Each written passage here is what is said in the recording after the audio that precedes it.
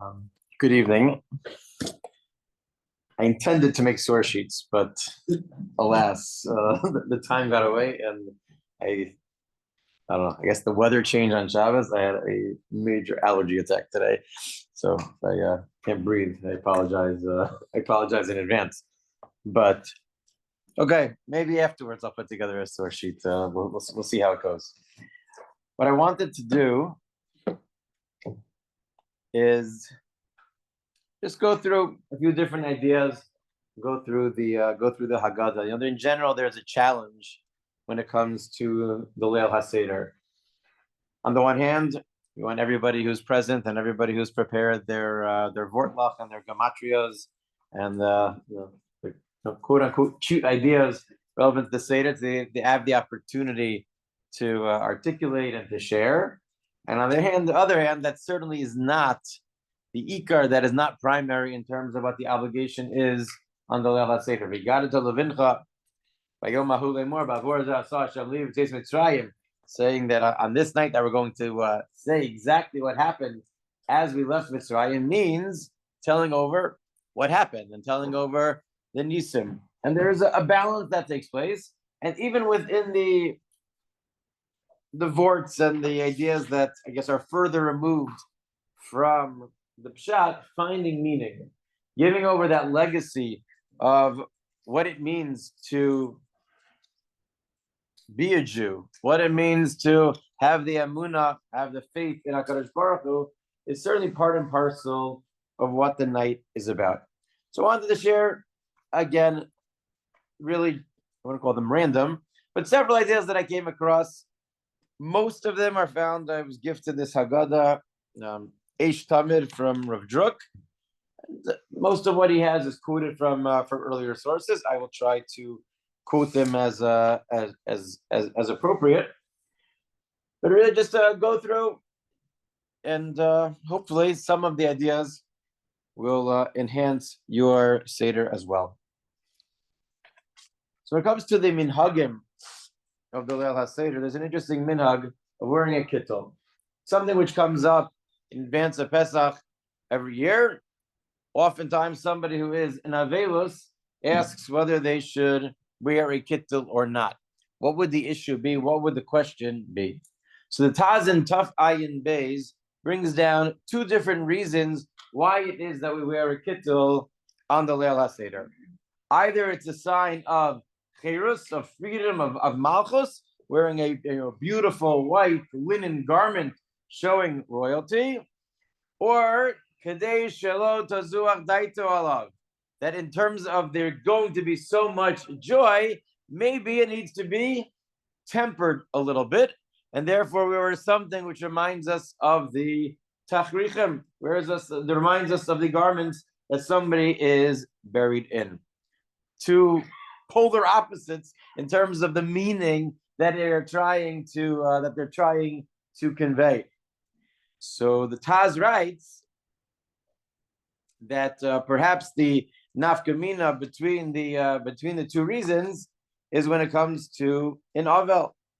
If it's about the derech cherus, if it's about the freedom, and if it's about this simcha, so then perhaps for somebody who's an avelos, they're wearing this outer expression of simcha is not going to be appropriate. But if it's about the morning, then certainly somebody who is in that current state would also be appropriate. But maybe there's a depth to it as well. And he suggests something very, very interesting.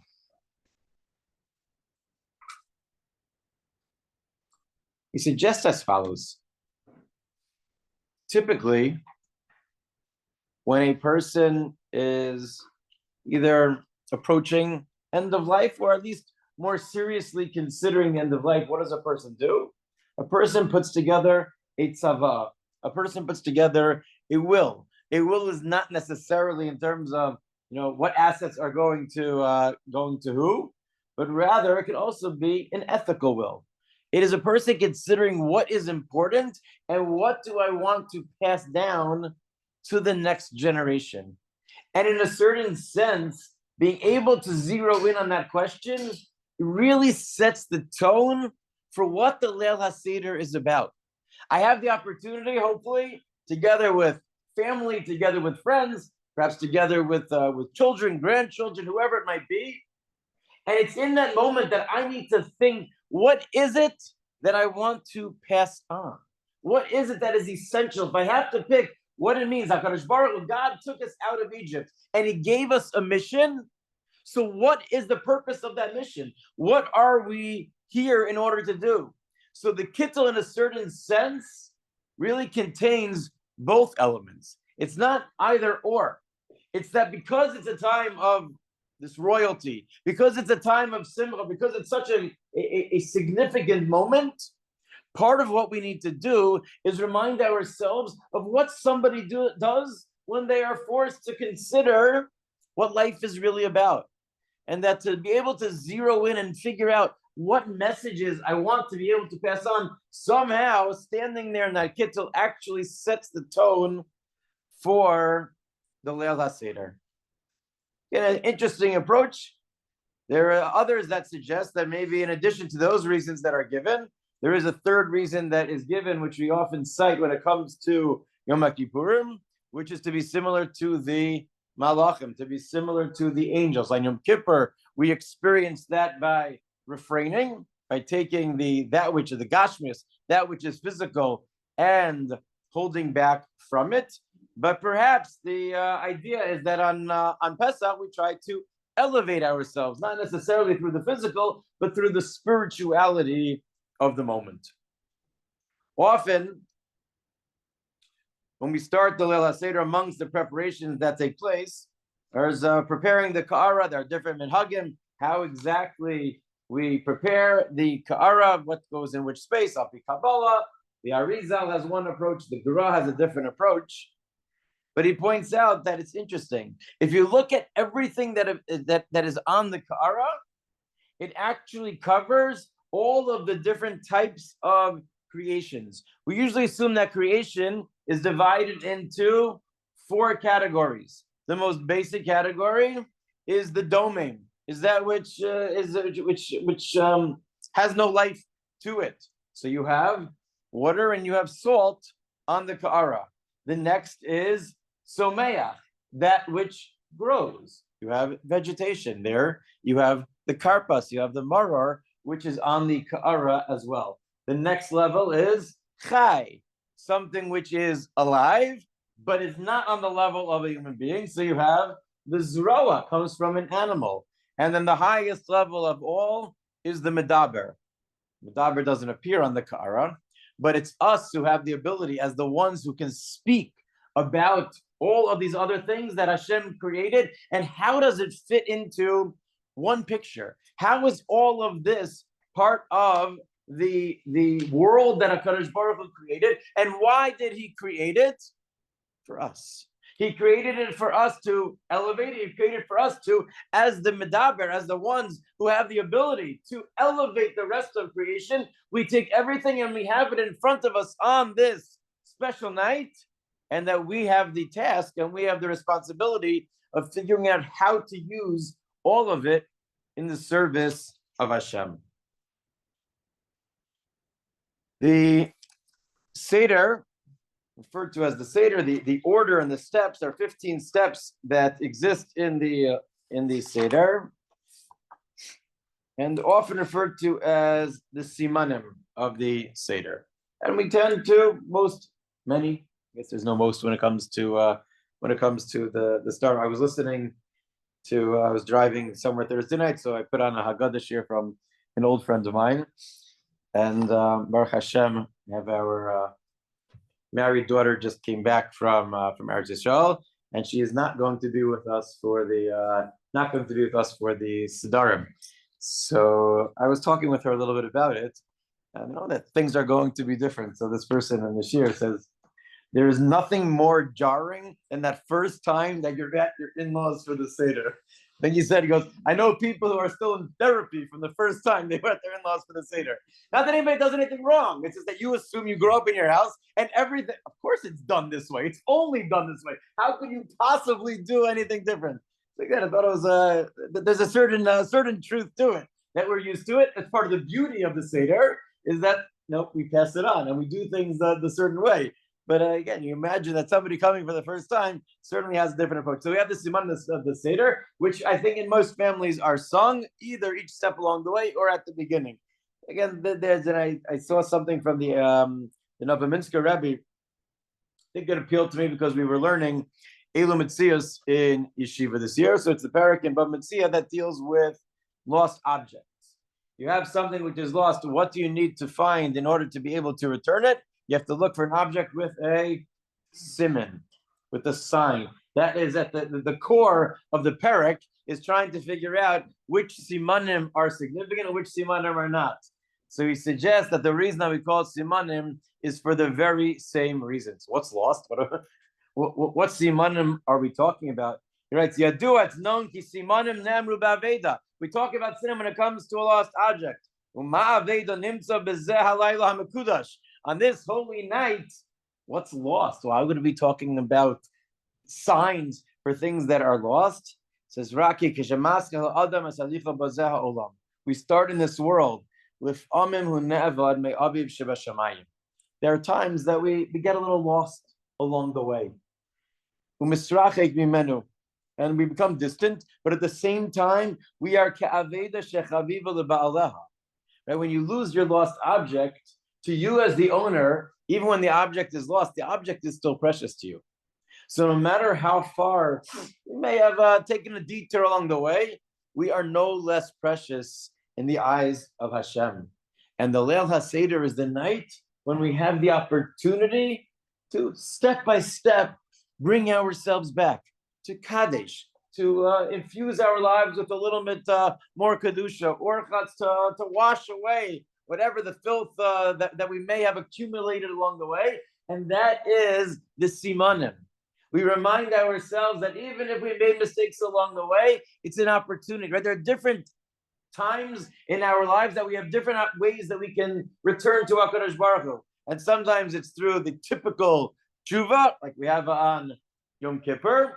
And then there are other times that it's the framework of the evening. It's not a tshuva per se, but if you experience the night as the uplifting night of faith and emunah that it can be, then by definition that is going to bring you back.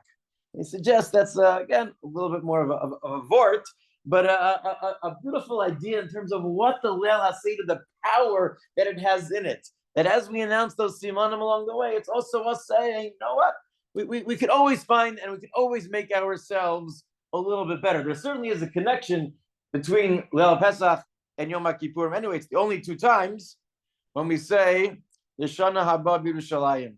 L'shana haba b'Yerushalayim. Why? I think a lot of reasons are given, but presumably because there are 2 days when the main part of the avoda of what the night is about are missing.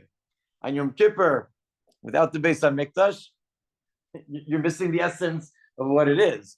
On Pesach, without the Korban Pesach, you're also missing the essence of what it is. So certainly 2 times, as much as Aliyah L'Regel, when we have the opportunities to come, we want to be in the Beis HaMikdash, but we still have the Sukkah. We still, at other times, we have the other things. But on these 2 days, we are missing really what the day was about. So we certainly turn to the HaKadosh Baruch Hu and we say, L'shana haba b'Yerushalayim.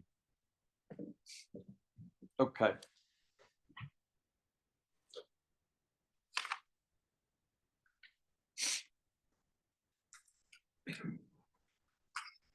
Say in the Manishtana, right? Shebechol halilos ein anu matpilin afilu pa'amachas halayla hazeh shetei pe'amim.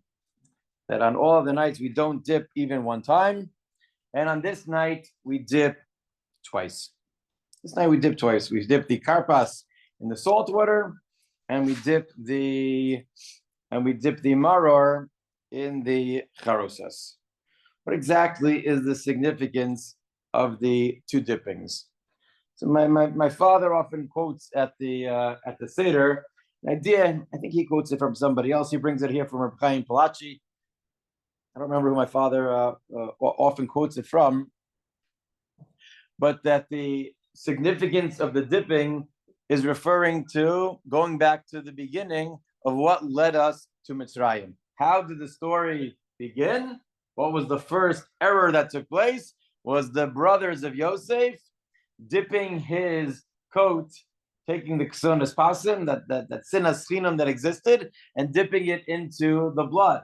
It was from that led them down to Mitzrayim. By ksuas ksunas Yosef, they took the coat of Yosef, vayishchatu sirizim, and they shechted a goat, vayitpelu asakutones badam, and they dipped it into blood. And that was the beginning of the story. And it's that dipping which is the beginning of the Golus process. But it's the other dipping that exists, which is actually the beginning of the Geula. When was that? Ula kachtem agudas ezov, take this bundle of hyssop, utivaltem badam asher basaf, and dip it into the blood of the Korban Pesach, and you are going to put that onto the doorpost. And that is going to be the sign that God sees and he knows to pass over. So the reality is that it began with a dipping and it ends with it as well, and we symbolize that at the beginning. But what's interesting and what's beautiful is that they're actually two opposite forms of dipping.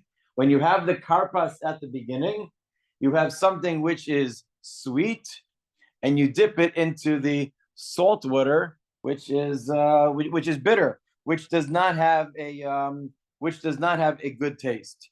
But on the other, right, that's the gullus. The gullus is the tsar, which is going to embitter even the sweet things in our lives. But the dipping, which brings us out, the dipping at the end, we take the maror, we take that which is bitter, and we dip it in charosas. And even the bitter times, when we get to the end of that picture, that's what Geula is about. Remember my Rabbi Rav Blachman used to say all the time, there's a quote on, I think I probably quoted here before from the Ishbitzer. Vayigash Elav Yehuda, at the beginning of Parshas Vayigash, the Medrash says that Yehuda was ready to destroy all of Mitzrayim. But we're after everything that Yosef had put them through, he had enough, and he was ready to destroy the entire place. Complete war, as the Medrash says, that the ground was shaking. And then what happens?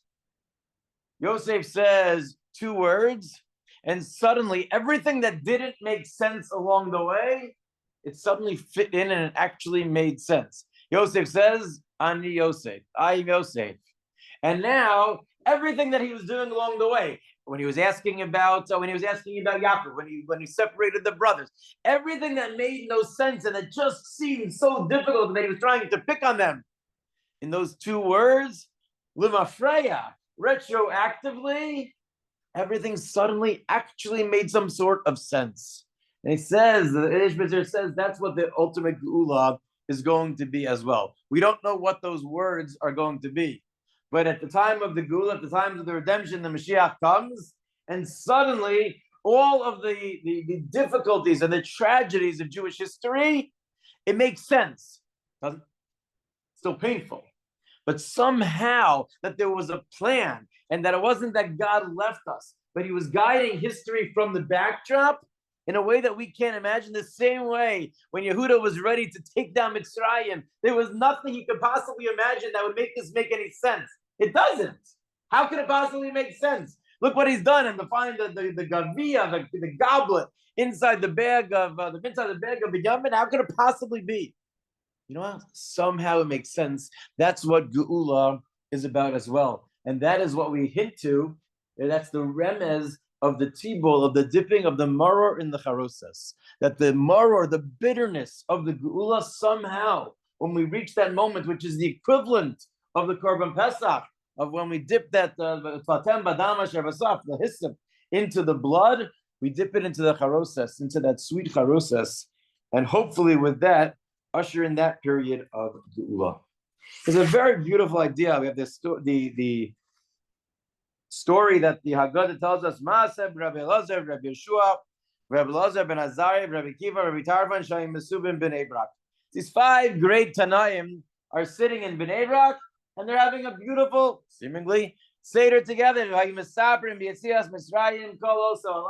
telling over the story of Yetzias Mitzrayim, of leaving Egypt the entire night. And then the students come and tell them, Rabbi Seinu, Higia Zman Kriyash Masha Shachris, seeming that they've been engaged the entire evening, and now it is time for the next mission, the next mitzvah. Why specifically these Tanaim? Why specifically these Tanaim? So he quotes a beautiful idea in the name of Rabbi Yashiv Zatzal. It says that when the Jewish people were in Mitzrayim, Chazal tell us that they had sunk down lowly to the 49th level of Tumah. Not something that we can fully comprehend, but clearly very, very distant. So much so that God had to redeem them at that time, or they would have been completely lost. And as distant as they were at that moment, HaKadosh Baruch Hu, with his outstretched hand, reaches and helps them and shows them that they can bring themselves up. And in that is a lesson not just for Yetzias Mitzrayim, but that no matter how distant we may fall, we can still come back. We're not too far away. And he says that each of these Tanaim, in their own way, in their lifetimes, had to fight against very difficult odds in order to become who they were. And in that sense, really represent what the Geula and what leaving Mitzrayim is about, that we're never too distant. How so? Rabbi Elazar, in the Pirkei Rabbi Elazar tells us that Rabbi Eliezer, who was the first of them, was 28 years old. He knew nothing. And similar to the story of Rabbi Akiva as well. He didn't know anything. And he would cry and he would cry. And his father asked him, "Why are you crying?" And he said, "I just want to learn Torah." 28 years old, he starts.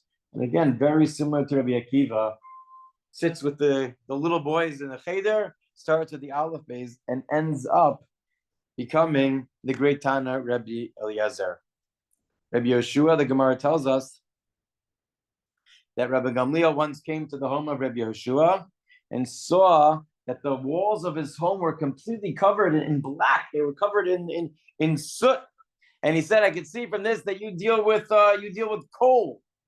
He says he was as poor as could possibly be, and yet he became one of the greatest of Tanaim. It didn't matter that he didn't have the means. He pushed himself and he pushed himself, and he became the great Rabbi Yeshua. And Rabbi Tarfon was the exact opposite. The Gemara tells us in Maseches Kala that he was one of the wealthiest people. He had orchards and animals and farms. He had so much. And he was so busy that it was difficult to be able to find time to learn. So the Mesilas Yesharim writes at the beginning, right? No matter what situation in which a person finds him or herself, there's always a nisayon. It says ha'oni mitzad echad, being poor on the one side, and ha'osher mitzad sheni, and being wealthy on the other side. Each one has its own challenges. But even with all of that wealth, he made sure that he found time to engage and to become who he was. Rabbi Elazar ben Azariah was appointed to the Nasi, as we're going to say later on, and he's 18 years old, and he's asking his wife, and she's concerned, how is he going to do this? How is he going to have any respect and be able to do what he needs to do as the Rosh Hashiva if he's again this young looking person, until this miracle happens and he was able to become respected in that way. But to become who he was at 18 years old also speaks to the greatness. Somehow he pushed himself and he got himself there, even notwithstanding his youth. And certainly, Rabbi Akiva is the paradigm of them all. Rabbi Akiva not only did not know the Aleph Beis, but the Gemara tells us in Maseches Pesachim that he was in Am Haaretz. But an Am Haaretz in those days was not somebody who was ignorant; it was somebody who was belligerent.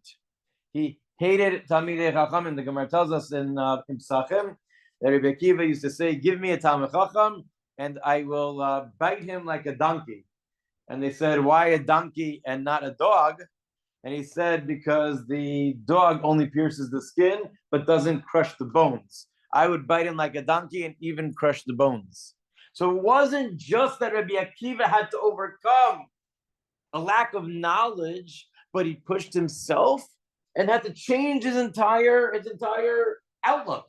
And it's not easy. We sometimes become very, rooted in whatever it is that we believe, and it becomes difficult to pivot. It becomes difficult to change.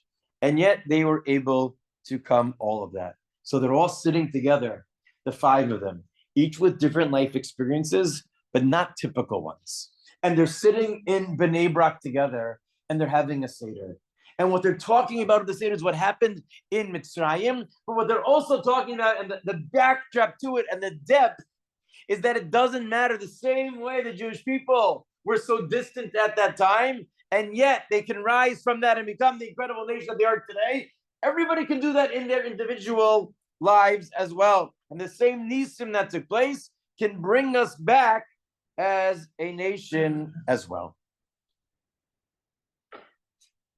The Gemara then tells us, Kineged Arba Banim Divrei Torah, that the Torah speaks corresponding to 4 different types of children. The wise son, the wicked, the simple, and the one who does not know how to ask. But the Haggadah also has an introduction. Baruch HaMakom, Baruch Hu, Baruch Shenasan Torah L'Amo Yisrael. Another song probably sung around many tables, but we won't take a poll, so as not to alienate anybody. But either way, the paragraph is there. We're thanking HaKadosh Baruch Hu for giving us the Torah. Why? Not why are we thanking Hashem for giving us the Torah. We always think, every morning we thank Hashem for giving us the Torah. But why are we thanking Hashem for the Torah at this point? There are many different times that we reference Psukim. We're going to have a lot more Psukim after this. Why specifically over here? I was actually preparing a Dvar Torah with Shmuel, my 10-year-old, and I saw a beautiful idea from the Chidushe Harim, and he adds a component to it as well. The idea from the Chidushe Harim is that what we want to stress is that the Torah speaks to everybody, and that the greatness of Torah is it doesn't matter who the person is, and it doesn't matter where the person is. The person could be the Tam, and the person could be the Rasha, or the Chacham, or the Sheinu de L'Shol, but the Torah knows how to relate to each and every person. He adds to that. That's maybe why we introduce it with Baruch HaMakom. Now we know that HaMakom refers to Hashem. Don't often use it, and most famously, perhaps when we do Nicham Avelim, right? HaMakom Yinachem Eschem. But he suggests that maybe the reason that we use the term HaMakom is to remind ourselves not just that we're talking about Hashem, but Baruch HaMakom Baruch Hu. Baruch, we bless or we thank Hashem for the place where we find ourselves. HaMakom she'adam nimtza bo. Wherever we find ourselves, we know that HaKadosh Baruch Hu, God gave us a Torah that we can relate to. And that there'll be that idea that's there. It happens so frequently. There's just something going on in your mind, something going on in your life, and you turn on a Dvar Torah, rabbi gets up in shul, whatever it might be, and they say just what you needed to hear at that time. It's not because of the greatness of the rabbi. It's because of the greatness of the Torah. The greatness of the Torah is Baruch HaMakom Baruch Hu. Wherever makom, whatever place in which you find ourselves, Baruch Shenasan Torah L'Amo Yisrael. We are blessed that HaKadosh Baruch Hu, that God gave us such a Torah that it can penetrate our hearts wherever we may be. Wherever we may be.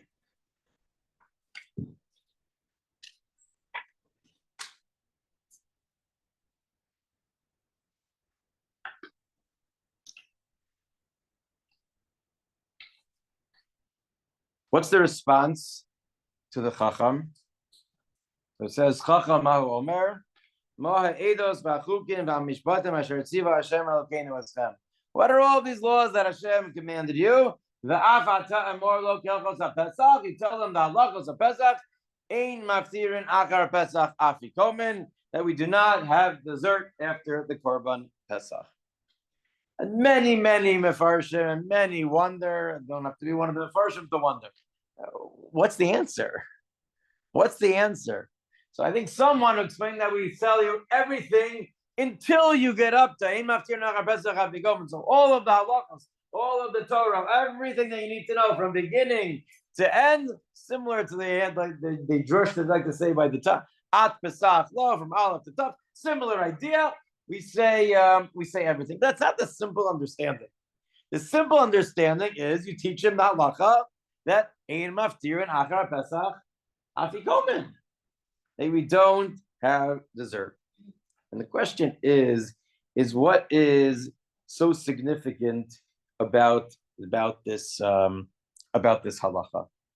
So I saw on Shabbos afternoon a beautiful idea in Rav Nevin Sal's Haggadah, and he suggests as follows. He says, why is it true? Why is it true that we are not allowed to have anything after the Afikomen? Yeah, that's the halacha. But what's the significance? What's the depth to such a din? Why does it have to be that it is the last thing that we eat? And it's significant because the reality is, it's Hashem. In 2 weeks, we'll bring a Korban Pesach and we'll see what it has to be. But what's the halacha? The halacha is that you have a Korban Chagiga first, right? You eat your main meal is not the Korban Pesach. We need to make sure that the Korban Pesach gets eaten. We need to make sure that it's the last thing. So we make sure that everybody only gets the requisite amount of the Korban Pesach, and that should be eaten what we call al hasova. So you eat your big meal from the Korban Chagiga. So we have holy meat in order to get us ready for the Leil Seder.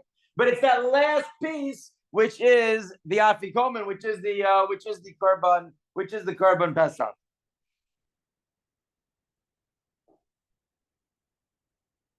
The Rambam writes that kol karbanos kulam tzrichim shiochel al hasova.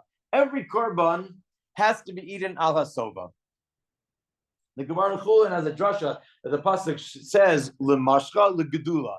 You have to eat a korban in the nicest way possible. It's actually a fascinating Tosfos, on the top of the page in Chulin. I don't remember exactly where it is right now, but Tosfos has a debate as to what is the highest form, the best form of eating meat. So whether it's cooked, whether it's a barbecue, all the important things that many men for many generations have debated. Tosfos tries to figure out what's the difference, because that's the way that you should eat the meat of a korban. If the halacha is that you're supposed to eat it in the best way possible, so then that's the way that you should eat it. So every korban has that halacha. Now, what's interesting is that the korban chagiga, because you want to make sure that the korban pesach is eaten al hasova, so you're actually not going to be able to eat the korban chagiga al hasova. So it's almost a violation of the general principle. Why? Because for some reason it is so important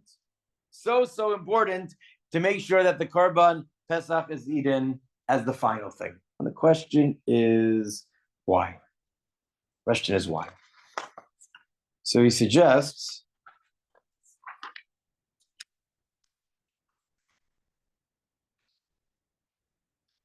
that human nature is such that when we have something good, we forget that which came before it. Right? You're having your meal, and as they bring out course after course, you so enjoy what you're having in the moment that as much as you said, oh, what we just had was really, really good, you almost forget about it. The tam chadash, the new flavor that you have overwhelms and it makes you forget about what came before it. So what happens over here? The Chacham asks a question. What are all these laws that the Torah has? Why there's so many laws about Yetzias Mitzrayim. What is this? What is this all about? What is this all about? Why isn't it enough to have maybe one halacha, which is Yetzias Mitzrayim? Why do you need so many? So the response is Ein Maftirin Achar Pesach Afikomen. You know why the Torah wanted to make sure that there are so many laws is because the goal of the Leil HaSeder, and the truth is the goal in life, is to make sure that what we experience on the night of the Seder lasts. We want that taste, not just literally, but we want it to figuratively be what carries us forward as well. So, similar to the way in the physical world, that last taste that we have is what we remember. It's what we carry forward. That's what this halacha is about. Is that what we experience on the night of the Seder has to be what we take away from the night of the Seder as well. And there are so many different mitzvos. The Ramban discusses at length why it is that there are so many mitzvos in Mitzrayim. He says, it's not going to be true that in every generation Hashem is going to intervene and is going to do open miracles every time a Russia comes along and denies God's existence. So we have to tap back in to those moments of Yetzias Mitzrayim. And when do we establish that basis? The strongest and the most tangible way is on the Leil HaSeder. So we tell the Chacham, it's really this halacha that encapsulates what the night is about. It's Ein Maftir Nachar Pesach Afikomen, to make sure that you take that taste with you in the days ahead. And that, again, similar to what we said at the beginning, about having that tzava, about having that plan, about knowing what it is that we want to give over to whoever is at our table. Having a goal, having a plan is critical in terms of what the night of Pesach is about. Say, Baruch Shomer Haftachaso Yisrael Baruch Hu. Thank Hashem for keeping His promise. In and of itself, it's a little bit of a funny statement that we thank Hashem for. Of course, Hashem is going to keep His word, but just one last idea, actually, from the next line. It says, "Shakadosh Baruch Hu Chishev Esaketz," that Hashem calculated the end, and that too is okay. You know, God said you're going to be in Golus for X amount of time, and He figured out 400 years from the time that Yitzchak was born, and made sure that it was going to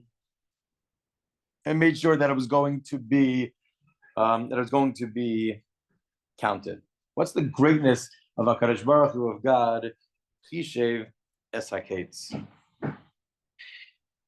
And what he explains is that what we're thanking HaKadosh Baruch Hu for is for His willingness to look at, and this is the way that that the Chazal explain as well, is the reason that it was able to be counted from an earlier time was because of the Koshi Yeshiva, how difficult it was.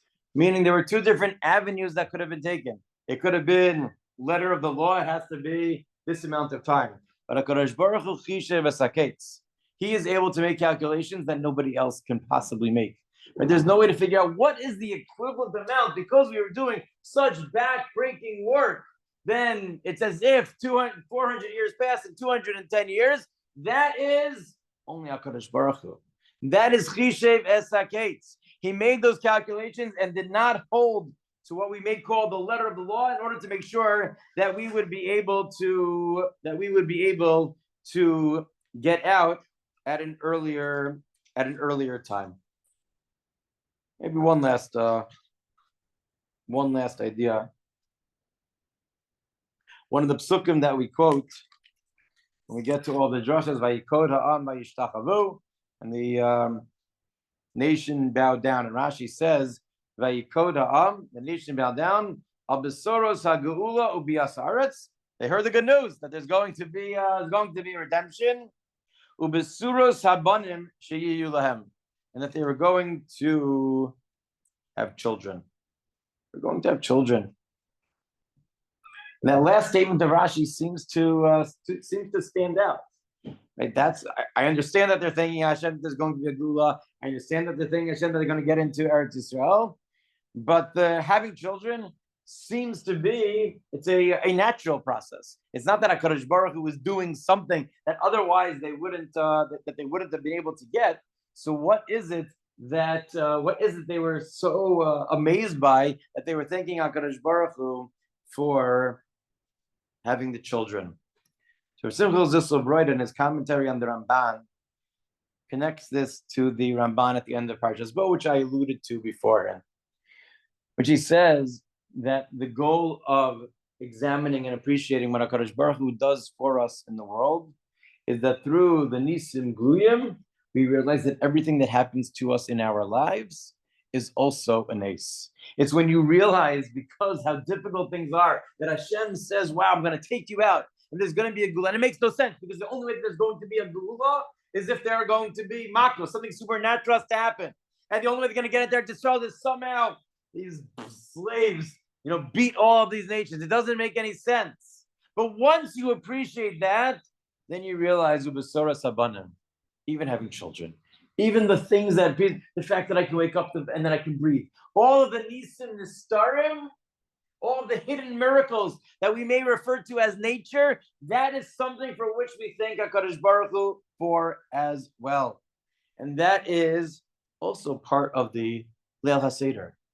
It's that when we spend a night, and again, it gets back to a few of the ideas I mentioned. It's about having that focus of the tzavah. It's about understanding that there's going to be a sweetness which comes at the end, and it's also about understanding that there's going to be a geula which comes. But part of that is an appreciation that everything that HaKadosh Baruch Hu does for us is an ace, and it's ein maftirin achar Pesach afikomen.